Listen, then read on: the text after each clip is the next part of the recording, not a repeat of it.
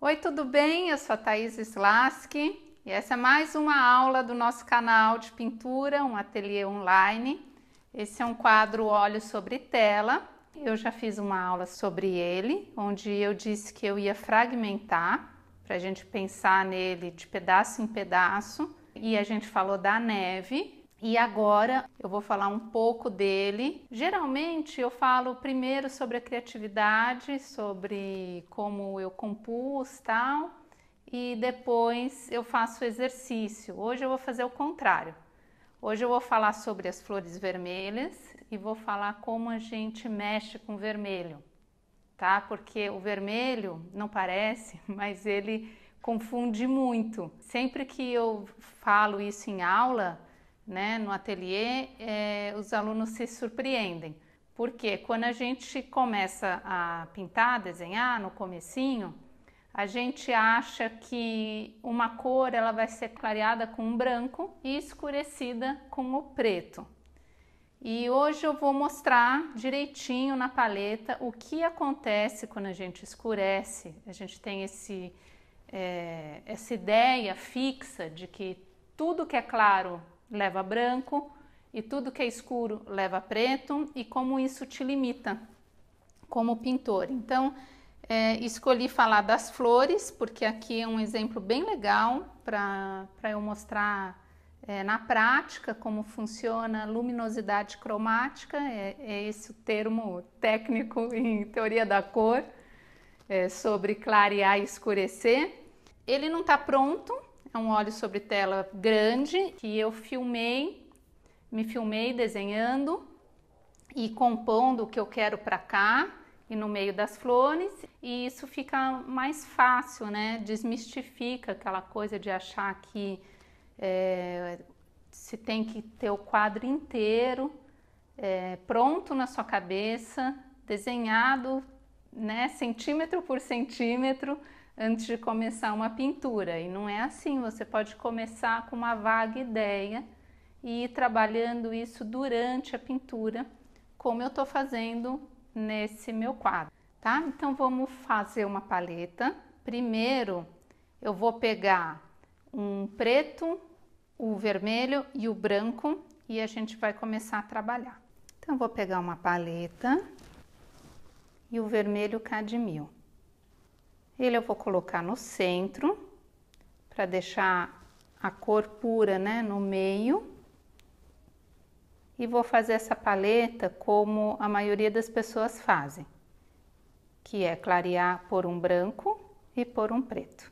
Então agora vou agregar um preto e um branco. Agora vou misturar. Então, olha, o vermelho eu vou deixar ele puro aqui no meio e vou clareando devagar. Você vê que ele vai ficando rosa? Olha, ele fica bem rosa, né? E é por isso que a gente fala em que o branco mata a cor. E com preto eu vou fazer a mesma coisa. Do outro lado escurecer. E a mesma coisa, olha. Vê como o preto mata o vermelho? Aquele vivo só ficou no vermelho do meio.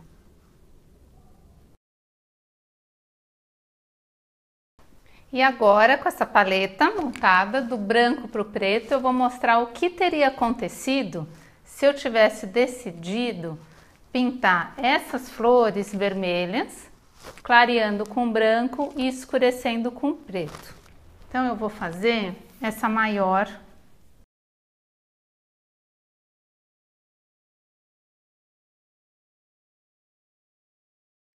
A luz dela teria colocado o branco.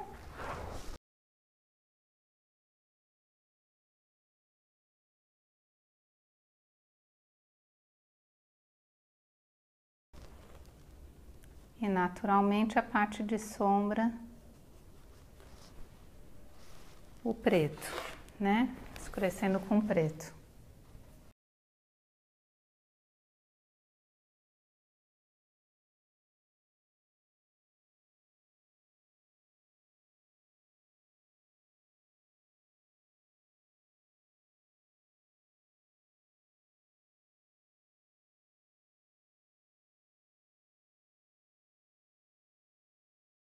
Ó, ela teria ficado assim. Se eu tivesse optado a fazer desse jeito que a gente acha, né, no começo que deve ser feito. Clarear com branco e escurecer com preto. E por que que ela fica assim? Porque tanto o preto quanto o branco, eles matam a cor. Isso não é ruim, né? Se você quer um trabalho assim, rosa, tá, tudo bem, o branco é perfeito então, tá? Ele não tem problema nenhum. Mas se você não quer que ele fique rosa, se você está trabalhando, pintando uma superfície vermelha, que você quer iluminar o vermelho, né, sem ele ficar rosa, escurecer o vermelho, sem ele ficar sujo e opaco, você tem que usar outra técnica, que é clarear e escurecer com amarelo e com azul. Foi assim que eu fiz aqui. Isso se chama luminosidade cromática, quando você escurece ou clareia a cor. E a luminosidade cromática, ela pode ser feita com branco quando você quer que ele fique desse jeito. Mas, em geral, a gente não quer que o vermelho fique rosa. Então, ele deve ser feito com amarelo. E eu vou mostrar como é que eu fiz essa e a diferença que é. Eu vou colocar aqui na paleta, no lugar do branco, o amarelo, tá? Um amarelo cadmio. E no lugar do preto, eu vou colocar um azul cobalto. E o que que vai acontecer aqui, se eu fizer aqui embaixo a mesma coisa, se a gente colocar o amarelo e o azul para escurecer? Vamos ver? Ó, então, igualzinha quando eu fiz com o branco. O vermelho vivo no meio, né? A cor pura. E vamos clarear com o amarelo. Você vê que o amarelo faz com que o vermelho não perca a intensidade dele e com o branco perde. Então, por isso que, né, mata mesmo. Branco mata a cor. Um assassinato violento. Olha a diferença. Eu vou pôr bastante amarelo aí pra gente deixar o mais luminoso possível, ó. Ela se transforma num laranja, mas você não perde o vermelho como perde-se aqui, ó. E com o azul, qual a diferença de escurecer? Ó, vou pegar bem pouco.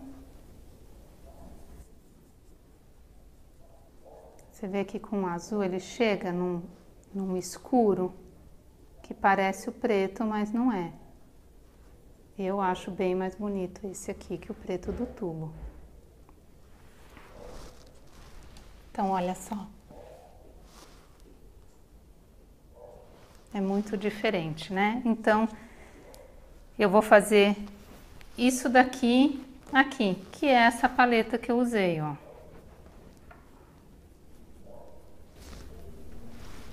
A flor mais escura. Ó, é azul cobalto isso. E ele chega num preto que, ó, ele é um roxo escuro, ó. É diferente do preto do tubo. Esse é o preto daqui. Feito com azul. Ele fica bem escuro, fica assim. Que foi o que eu fiz aqui, ó, em todas as flores. Todo esse preto, nem mesmo esse preto aqui é do tubo. Tudo que tem nesse quadro é um preto feito na mão, né, na paleta. Tá? Isso é luminosidade cromática, que é nada mais, nada menos que escurecer e clarear uma cor, e que em pintura a gente precisa toda hora, né? Tudo tem luz e sombra, e para dar profundidade a gente precisa de luz e sombra. Só que O branco e o preto devem ser usados não como uma regra, mas só quando você quer aquilo rosa, aquilo, ou em outras cores, né? No verde, se você quiser o verde com a cor mais, né, morta, assim, daí você faz de propósito. Mas ó,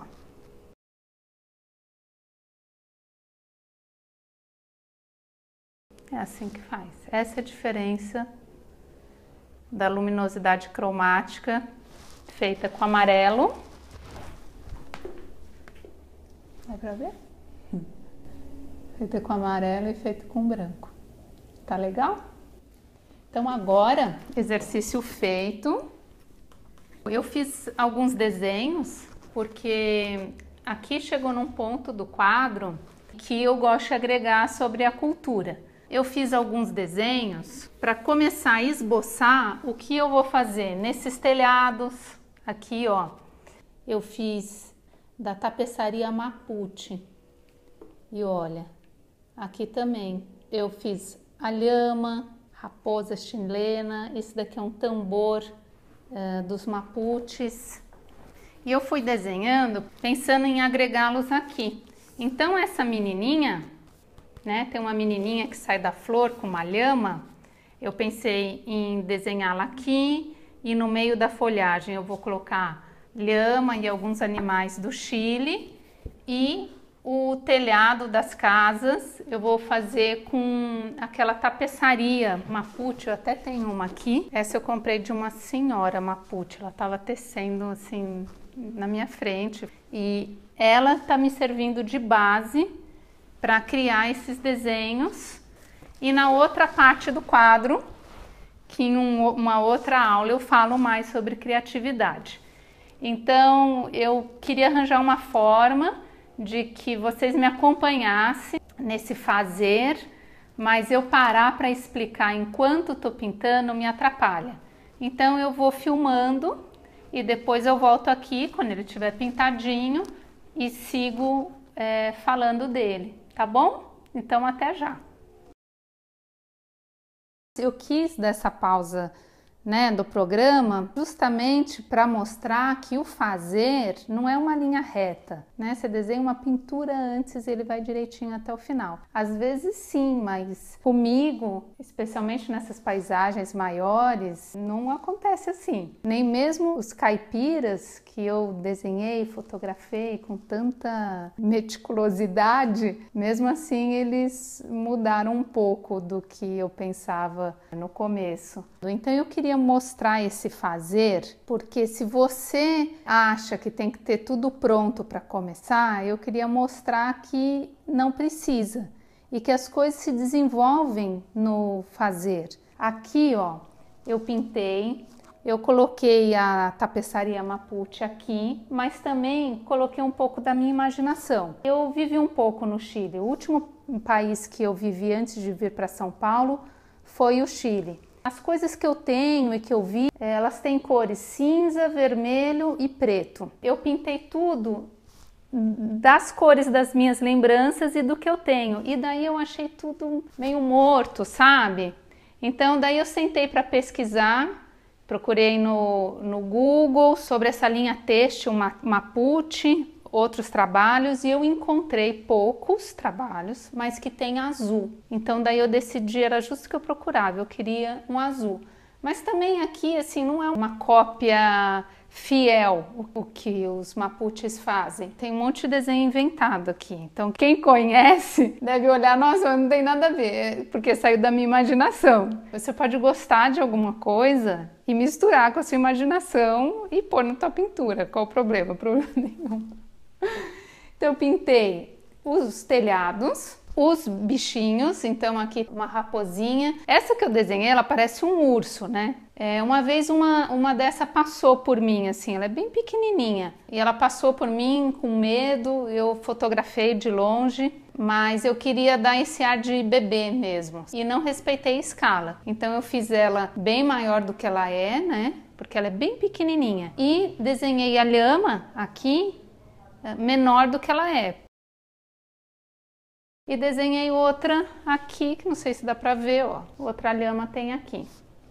O que aconteceu nesse fazer? Olha como as coisas mudam quando a gente faz. Eu tinha acabado de dizer que eu ia colocar a menina aqui, junto com uma lhama pequena. E eu optei não colocar ainda, eu vou colocar, mas eu preciso dar um passo para trás. Então, o que eu queria mostrar é que o fazer é assim, não é uma linha reta. E não fico pensando também nas coisas que eu não fiz ainda. É uma coisa de cada vez, igual um caminho mesmo. Você só pensa em virar à direita, daí você vira à direita, daí você aproveita o caminho, daí você pensa, daí você vira à esquerda, você muda de ideia. Quando eu estava colocando a tapeçaria, eu cheguei nessa parte da paisagem e aqui, olha, é essa foto original, né, da paisagem chilena que me inspirou o quadro. Essa paisagem, ela já é uma paisagem inventada, porque no outono, quando as folhas das árvores estão assim, e elas ficam assim mesmo, né, olha, não tem neve. Esse amarelo precede o inverno e daí que cai neve. Então, desse jeito na natureza não fica nunca. Então, isso já é imaginação. Eu queria pôr a tapeçaria para mostrar presença. Uma coisa que sempre me chamou a atenção quando eu vivia lá é que, assim, sem a água, tudo isso é um deserto.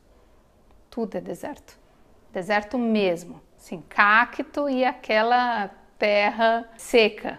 Isso só é assim por causa de irrigação artificial, isso não é natural. A irrigação é uma tecnologia indígena que traz água da cordilheira aqui para o deserto, né? Para onde estamos aqui na paisagem. Então, graças a essa tecnologia indígena para ter essa água, que tanto esse lado da cordilheira, que é o lado chileno, como o lado de lá, que é o lado argentino, que tem cidades como Mendoza, por exemplo, elas são verdejantes pela água que é trazida. E isso sempre me encantou. Assim, você anda de carro, você anda um pouquinho, você tá no deserto, no meio daqueles cactos, e daí você começa a entrar nesse verde e você sabe que você só está ali por causa da água. Então, eu queria deixar estampado essa cultura, né, que vem antes da colonização, que é aproveitada até hoje, por isso que existe todo esse verde, e falar da água. Então, a água, eu vou falar mais desse lado do quadro. Já tenho uma ideia, mas ainda não desenhei, vou falar para cá. E aqui, o que aconteceu? O que tem relação disso com a menina? A relação é que isso daqui é uma igreja. Eu ouvia muito falar de Pachamama, né, que é a Mãe Terra, e toda essa ligação com a Mãe Terra, com Pachamama, com a cordilheira, com tudo que é da natureza. Então, eu tinha até desenhado uns adornos, eu fiz aqui no caderno. Esse adorno aqui, ó, é um adorno Mapuche que as mulheres usam. Então, eu pensei em colocá-lo aqui junto para conectar a Pachamama. Mas eu preciso fazer uma pesquisa disso. Então, e o que aconteceu? A menininha, ela também tem esses adornos. Eu não sei se ela tem uma roupa nos rituais deles, uma roupa específica, uma cor específica. Então, eu parei o quadro agora, parei a pintura.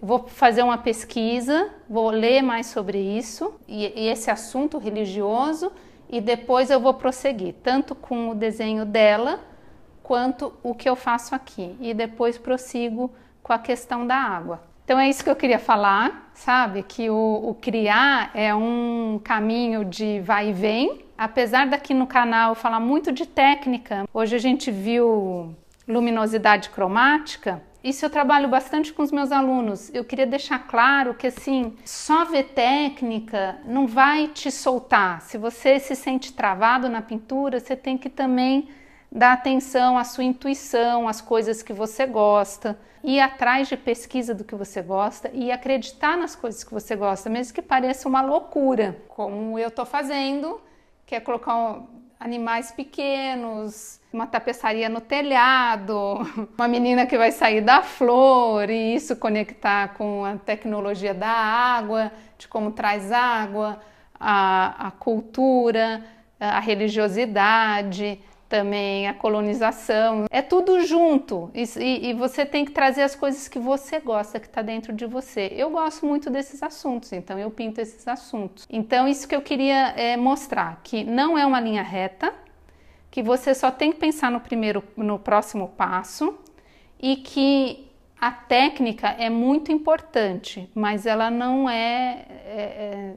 ela não pode ser sozinha. Da mesma maneira que você não pode ficar só criando e não estudar técnica, porque daí você vai passar 20 anos pintando do mesmo jeito, tendo os mesmos vícios, não ir para outro patamar tecnicamente, então vai te atrapalhar também, tem que ir equilibrando os dois, tá? Essa, bom, é a minha opinião.